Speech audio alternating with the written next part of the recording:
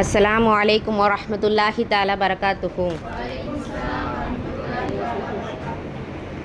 நஹ்மதுஹு வ நுஸல்லி அலா ரசூலில் கலீமி அம்மா பஅத். ஃபகத் கால அல்லாஹு தஆலா வ ஃபில் குர்ஆனில் அலீம் வ ஃபில் குர்ஆனில் மஜீத். அஊது பில்லாஹி மினஷ் ஷைத்தானிர் ரஜீம். பிஸ்மில்லாஹிர் ரஹ்மானிர் ரஹீம். அளவற்ற அருளாளனும் நிகரற்ற அன்புடையனுமாகிய அல்லாஹ்வின் திருப்பெயரால் ஆரம்பம் செய்கின்றேன். நபி ஸல்லல்லாஹு அலைஹி வஸல்லம் அவர்களின் மீதும் அவர்களின் குடும்பத்தார்கள் மீதும் நம் அனைவரின் மீதும் அல்லாஹ்வின் சாந்தியும் சமாதானம் உண்டாகட்டுமாக. ஆமீன். எனக்கு கொடுக்கப்பட்டுள்ள தலைப்பு பேச்சில் பிறக்கும் தலைமை திறன். இப்போ ஒரு மனிதன் பிறக்கிறப்பயே அவன் வந்து தலைமைத்துவத்தோடு தான் பிறக்கணும் அப்படின்ற எந்த அவசியமும் கிடையாது. அவன் வளர வளர அவன் பேசுகிற பேச்சாக இருக்கட்டும், அவன் மற்றவங்க கிட்ட நடக்கிற அந்த அணுகுமுறையாக இருக்கட்டும், அது மட்டும் இல்லாமல் அவன் எப்படி மற்றவங்கள மதிக்கிறான், நல்ல முறையில் மதிக்கிறானா, தீய முறையில் மதிக்கிறானா, இந்த மாதிரி பல விஷயங்களை வச்சு தான் அவனை பிற்காலத்தில் என்னென்னா ஒரு தலைவனாக வந்து உருவாக்கும். இன்றைய காலத்தில் வந்து அறிவு நம்மளுக்கு முக்கியம், பணமும் முக்கியம், திறமையும் முக்கியம். ஆனால் இத்தனை விஷயம் இருந்தும் ஒரு நல்ல பேச்சு இல்லைன்னா அது எப்போவுமே முழுமையடையவே செய்யாது. இஸ்லாம் நமக்கு வாழ்க்கையில் எல்லா விஷயத்தையும் கற்றுக் கொடுத்துருக்கு. நம்ம வாழ்க்கை எப்படி வாழணும், ஒவ்வொரு விஷயத்தையும் நம்மளுக்கு கற்றுக் கொடுத்துருக்கு. அதில் மிக முக்கியமானது என்ன அப்படின்னு சொன்னால் நம்ம நாவை, அதாவது நம்மளோட நாக்கை எப்படி பாதுகாத்துக்கிறது, நம்மளோட பேச்சை எப்படி பாதுகாக்கிறதுன்னு தான். நபி ஸல்லல்லாஹு அலைஹி வஸல்லம் அவர்கள் கூறியிருக்காங்க, அல்லாஹ்வையும் மறுமையினாலையும் யார் நம்புவாங்களோ அவங்க வந்து நல்லதை பேசட்டும், இல்லைனா அமைதியாக இருக்கட்டும். இந்த ஒரு ஹதீஸ் மட்டும் நம்மளுக்கு வாழ்க்கைக்கே போதும். நாம் பேசுகிற அந்த ஒவ்வொரு வார்த்தையும் நமக்கு நன்மையும் தரும், தீமையும் தரும். ஏன் நம்ம பேசுகிற அந்த வார்த்தையால் நம்ம சொர்க்கத்துக்கும் செல்லலாம், நரகத்துக்கும் செல்லலாம். அதனால் நம்ம பேசுகிற அந்த வார்த்தையை நம்ம கவனமாக செய்யணும். அதே மாதிரி நம்ம நாவை பாதுகாக்கவும் செய்யணும். இப்போது இந்த தலைமை திறத்தினுடைய அடித்தளமாக என்ன இருக்குதுன்னு சொன்னால் இந்த பேச்சு தான் இருக்குது. ஒரு தலைவன் என்ன பண்ணுவான், மக்களை ஒருங்கிணைச்சு அழைச்சி அவனை ஊக்கப்படுத்துவான். அதுக்கு அவனுக்கு வழியாக ஒரு கருவியாக என்னது பயன்படுது அப்படின்னு சொன்னால் இந்த பேச்சு தான் பயன்படுது. நல்ல பேச்சு இல்லாமல் தலைமை திறன் வளரவே செய்யாது. நம்மளோட பேச்சில் தலைமை திறனை எப்படி வளர்க்கணும் அப்படின்னா அதுக்கு நம்மளோட பேச்சில் ஒழுங்கு இருக்கணும்.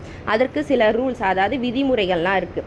முதல்ல என்ன பண்ணணும்னா நம்ம நல்லதாக பேசணும். அல்லாஹ் தஆலா திருக்குர்ஆனில் கூறியிருக்கான், நன்மை கொண்டோரே அல்லாஹுக்கு அஞ்சுங்கள், நேர்மையான சொல்லியே கூறுங்கள். நான் முன்பு சொன்னது தான். நபி ஸல்லல்லாஹு அலைஹி வஸல்லம் கூறியிருக்காங்க என்னென்னா, நல்லதை பேசுங்க, இல்லைனா அமைதியாக இருங்க. அதே தான் நம்ம பேசுகிற அந்த முதல் விஷயமே நல்லதாக தான் இருக்கணும். இல்லை நம்மளால் அந்த இடத்துல நம்ம பயனுள்ளதாக பேசுகிறோமா, உண்மையை பேசுகிறோமா, நம்ம அந்த இடத்துல வீணாக பேசுகிறோம் தெரிஞ்சிச்சு அப்படின்னு சொன்னால் அந்த இடத்துல நம்ம மௌனம் காப்பதே நமக்கு என்னது சிறந்ததாக தான் இருக்குது. அதே மாதிரி பொய் பேசக்கூடாது. இப்போல்லாம் வந்து ஏக்கர் கணக்கில் வந்து பொய்யை வாரி வாரி வளர்க்குறாங்க. சும்மாவே வந்து எப்படி இந்த கிணத்துல நீர் ஊடுற மாதிரி தான் பொய் அப்படியே ஊறிட்டு வருது. ஆனால் உண்மையை பேசுகிறோன்னு கிடையவே கிடையாது. பொய்யை மட்டும் நிறைய பேசுகிறாங்க. சில பேர் என்ன சொல்கிறாங்கன்னா, இது ஜோக்குக்காக தானே சொல்கிறோம், காமெடிக்காக தானே சொல்கிறோம், அதனால் என்னப்பா தப்பு இருக்குன்னு கேட்குறாங்க. அப்படி கிடையாது. இஸ்லாம் வந்து பொய்யை வெறுக்குது. நபி ஸல்லல்லாஹு அலைஹி வஸல்லம் அவங்க சொல்கிறாங்க, நெருப்பு விறகை எப்படி தின்னுமோ அதே மாதிரி தான் நம்மளோட பொய் வந்து நம்மளோட ஈமானே தின்று விடுன்ட்டு. இந்த வந்து ஒரு பொய் வந்து ஒரு பாவத்துக்கு வழிகாட்டுன்னு வச்சுக்கோங்களேன். அந்த பாவம் நமக்கு எதுக்கு வழிகாட்டும், நரகத்துக்கு தான் வழிகாட்டும். அதனால் நம்ம பொய்யை பேசுவதை நம்மளுக்கு தவிர்த்துக்கணும். அதே மாதிரி பிறரை இகழ்ந்து பேசுகிறதையும் தவிர்க்கணும். ஒருவரை வந்து எப்பவுமே தாழ்த்தி விட்டு அப்படி நம்ம பேசக்கூடாது. ஒருத்தரை கிண்டல் செய்கிறதா இருக்கட்டும், அவங்களோட உருவத்தை வச்சு நம்ம கேலி செய்கிறதா இருக்கட்டும். சில பேர் அவங்களோட வறுமையை வச்சுலாம் கேலி செய்வாங்க. இவங்க கிட்ட காசு இல்லைப்பா, இவங்க என்னப்பா பண்ணுவாங்க, அந்த மாதிரி விஷயங்கள்லாம் நம்ம செய்யவே கூடாது. அல்லாஹ் தஆலா திருக்குர்ஆனிலே கூறியிருக்கான், முக்மீன்களே ஒரு சமூகத்தார் பிறகு சமூகத்தாரை பரிகாசம் செய்ய வேண்டாம்ட்டு அல்லாஹ் தஆலா திருக்குர்ஆனிலே சொல்லியிருக்கான். அதனால் ஒருத்தரங்களை வந்து தாழ்த்தி பேசுகிறது வந்து நம்ம பேசக்கூடாது. அதே மாதிரி ஒருவர் இல்லாமல் அவங்கள பற்றி பின்னாலேயே நம்ம பேசக்கூடாது. ஒரு தலைமைத்துவம் நமக்கு வரணும் அப்படின்னு சொன்னால் ஒருவரை பற்றி பின்னால் பேசாமல் இருங்க. ஏன்னா அது வந்து மிக மிக தப்பான ஒரு விஷயமாக தான் இருக்குது. அது மட்டும் இல்லை, அந்த பின்னால் பேசுகிறதுலையே பல தவறான விஷயங்களை தான் பரப்பும். பல குடும்பங்களாக இருக்கட்டும், நட்புகள் உடைவதற்கும் இதுதான் காரணமான ஒரு விஷயமாகவே இருக்குது. அடுத்து என்னென்னா, மென்மையாக பேசி பழகுங்க. நம்மளுடைய பேச்சு மென்மையாக இருந்துச்சுன்னு சொன்னால் ஸ்ட்ரெயிட்டாக அவங்களோட இதயத்துக்குள்ளேயே நம்மளோட பேச்சு போகும். அந்த இடத்துல போயிட்டு நம்ம கோபமாக ஆக்ரோஷமாக நம்ம அந்த இடத்துல ஒரு கையாண்டோம் அப்படின்னு சொன்னால் எதுவுமே அவங்க மனசுக்குள்ளே போகாது. இவங்க என்னப்பா கோபமாக மட்டும்தான் பேசுவாங்க, இவங்க பேசுகிறது எதுக்கு நம்ம கேட்கணும்னு நினைப்பாங்க. அதே நம்ம அந்த இடத்துல சாஃப்ட்னட்டாக பேசணும் அப்படின்னு சொன்னால் கண்டிப்பாக நம்ம பேசுகிறத அவங்க கொஞ்சம் கவனிச்சாவது கேட்பாங்க.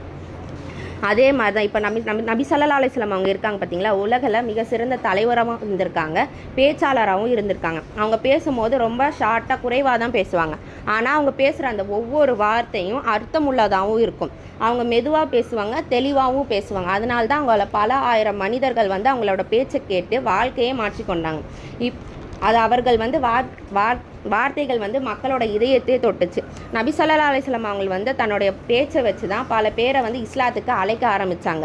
அப்போ வந்து மக்கள்லாம் அவங்க மேலே கல் எறிஞ்சாலும் நபி ஸல்லல்லாஹு அலைஹி வஸல்லம் என்னது அது மென்மையாக தான் கையாண்டாங்க. அதனால தான் அவங்கள எதிர்த்தவங்க கூட பின்னாடி அவங்கள நேசிக்க ஆரம்பித்தாங்க. இப்போ உமர் ரலியல்லாஹு அவங்கள எடுத்துக்கோங்களேன், அவங்களும் அப்படி தான். நபி ஸல்லல்லாஹு அலைஹி வஸல்லம் அவங்கள ஃபஸ்ட்டு எதிரியாக தான் பார்த்தாங்க. பிறகு தான் அவங்கள பற்றி தெரிஞ்சு இஸ்லாத்துக்குள்ளே வந்து ஒரு சிறந்த தலைவராகவும் ஆனாங்க. அதே மாதிரி நம்ம பேசுகிறதுக்கு முன்னாடி யோசித்து பேசணும். நம்ம ஒரு வார்த்தை பேசினாலும் அதை நம்ம யோசித்து பேசணும். இப்போ நம்ம தப்பாக ஏதாவது பேசிட்டா நம்மளால் அதை எடுக்க முடியுமா? எடுக்கவே முடியாது. அதனால் எது பேசுகிறதா இருந்தாலும் சிந்திச்சு பேசுங்க. அதே மாதிரி கோபத்தில் பேசக்கூடாது.